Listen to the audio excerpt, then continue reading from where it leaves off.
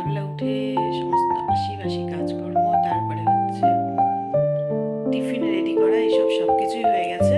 তো এখন ওকে খাওয়াচ্ছি, আর খেতে খেতে দেখো ঘুমোচ্ছে না কি খাচ্ছে কিছুই বোঝা যাচ্ছে না। কাশি তুলে দিয়েছে।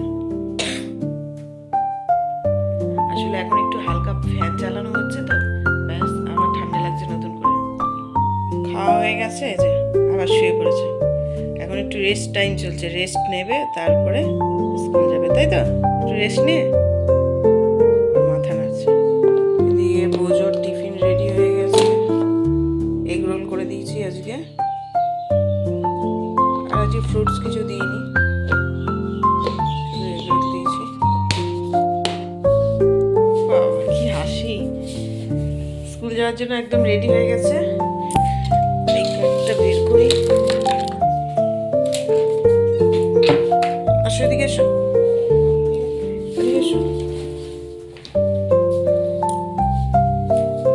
বুঝেছো?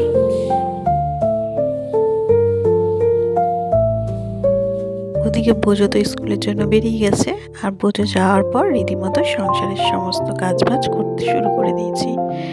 তো প্রথমে বিছানাটা গোছাচ্ছিলাম, তো গোছাতে গোছাতে ভাবলাম যে খাটটা অনেক দিন তো হয়েছে মোছা হলো না, তো একটু ধুলো ধুলো পড়েছে, তাই ভাবলাম খাটটা একটু মুছে ফেলি। এরপর তো গরম পড়া শুরু হবে, ব্যাস দরজা জানলা সব খোলা থাকবে, আর কি পরিমাণ যে ধুলো পড়ে সব জিনিসে, সে কি বলবো।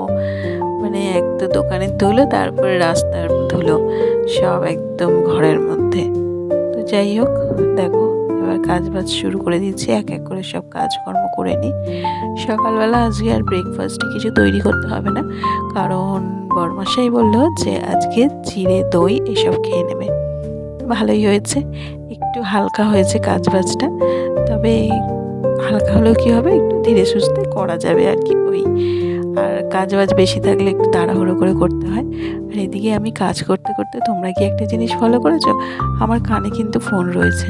আসলে কি হয়েছে বলো তো, মানে কাজ করছিলাম, হঠাৎ করে আমার এক বান্ধবী ফোন করেছে।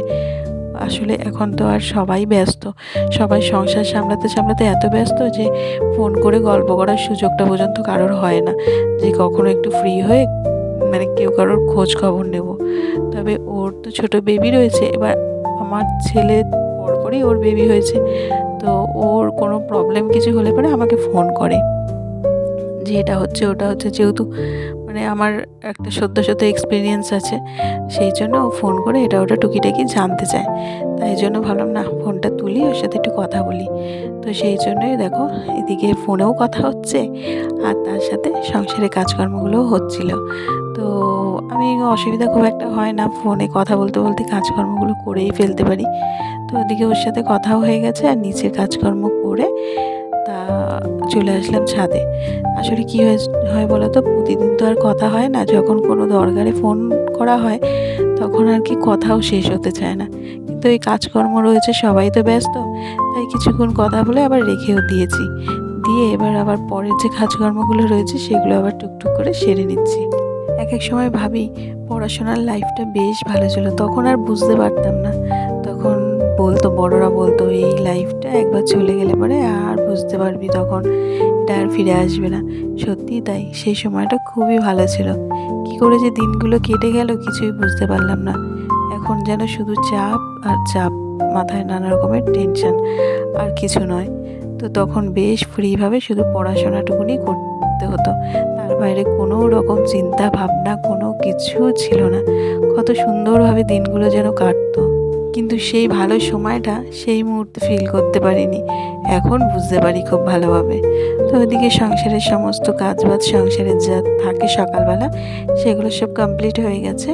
এখন একটু চা খেয়ে নিলাম, খেয়ে নিয়ে মানে একেবারে বিস্কুট খেয়ে নিয়েছি তার সাথে দুটো, আর সকালবেলা কিছু ব্রেকফাস্টে করবো না। তো বাকিদের সবার খাওয়া দাওয়া হয়ে গেছে, এখন চলে আসলাম রান্নাঘরে। তো রান্না করতে প্রথমেই দেখো একদম এক বাটি, বড় বাটির এক বাটি চাটনি করে নিয়েছি, একদম তেঁতুল টমেটো দিয়ে বেশ জুত করে। বেশ এটা 3-4 দিন চলে যাবে, কোনো চিন্তা নেই। সবাই চাটনি মানে শেষ পাতে পেয়ে বেশ খুশিও হবে বাড়ির সবাই, আর আমি করেও বেশ খুশি হয়েছি। সবাই মানে শেষ পাতে পেয়ে আসলে খুশি হবে যেহেতু। যাই হোক, দেখো ওদিকে চাটনি হয়ে গেছে, তারপরে উচ্ছে আলু ভাজা বসিয়েছি পেঁয়াজ দিয়ে। ওদিকে ভাজাটা হচ্ছে আর ততক্ষণে আমি মাটনটাকে ধুয়ে নিচ্ছি। আজকে বাড়িতে মাটন হচ্ছে, বেশ ভালোই হচ্ছে।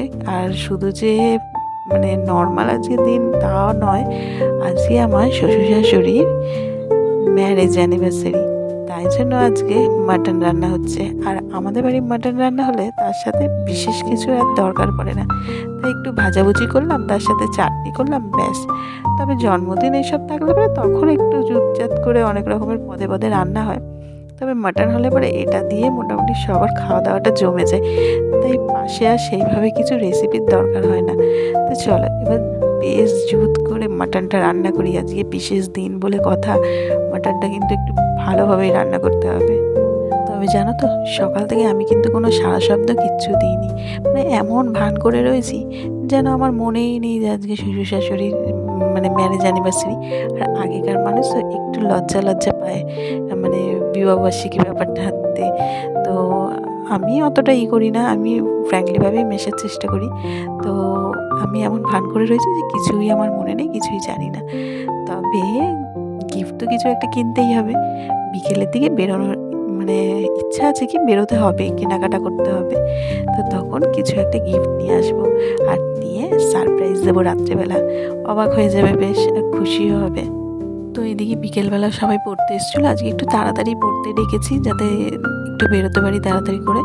তো ওইদিকে দেখো রেডি হয়ে নিয়েছি, আজকে বললাম যে কেনাকাটা করতে যাব, আসলে বাপের বাড়ির জন্য কেনাকাটা করতে যাব। অনেক দিন পর কেনাকাটা করতে যাচ্ছি, তো বেশ ভালো লাগছে।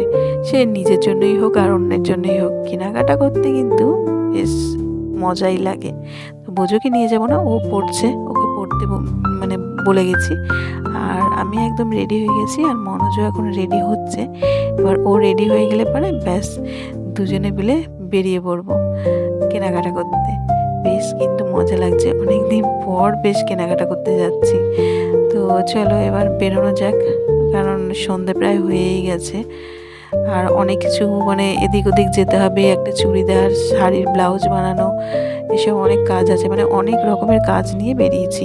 তো এদিকে দেখো তোমাদের সাথে কথা বলতে বলতে চলেও এসেছি। আর এখানে নিয়ে এসেছি শাশুড়ি মার জন্য মানে অ্যানিভার্সারির গিফট হচ্ছে একটা বেড কভার, আর নিয়ে এসেছি পেস্ট্রি ওনাদের জন্য। তো দিয়ে যখন মানে গিয়ে যখন দিয়েছি, তোমাদের সাথে আর ক্যামেরা বন্দি করে দেখাতে পারলাম না, কারণ সবাই তো ক্যামেরার সামনে আসতে একটু লজ্জাই পায়, তাই জন্য আর দেখাতে পারলাম না। তবে কিন্তু ভীষণ খুশি হয়েছে। যাই হোক, ওনাদের একটু আনন্দ দিয়ে আমিও ভীষণ খুশি হয়েছি। আর ওদিকে ঠাম্মার যেহেতু কাজ আছে, আমার ঠাম্মা কয়েকদিন আগেই মারা গেছে, তাই বাপের বাড়ির জন্য কিছু জামা কাপড় কেনাকাটা করেছিলাম। তো চলো আজকের মতন ভিডিওটা এখানেই শেষ করছি। যদি ভালো লেগে থাকে অবশ্যই লাইক, শেয়ার অ্যান্ড সাবস্ক্রাইব করে দিও। আর ভিডিওটা কেমন লাগলো অবশ্যই একটা কমেন্ট করে জানিও। তোমাদের কমেন্ট করতে আমার ভীষণ ভীষণ ভীষণ ভালো লাগে। তবে আবারও ফিরে আসছি নতুন কোনো ব্লগের সঙ্গে, ততক্ষণের জন্য টাটা, বাই বাই।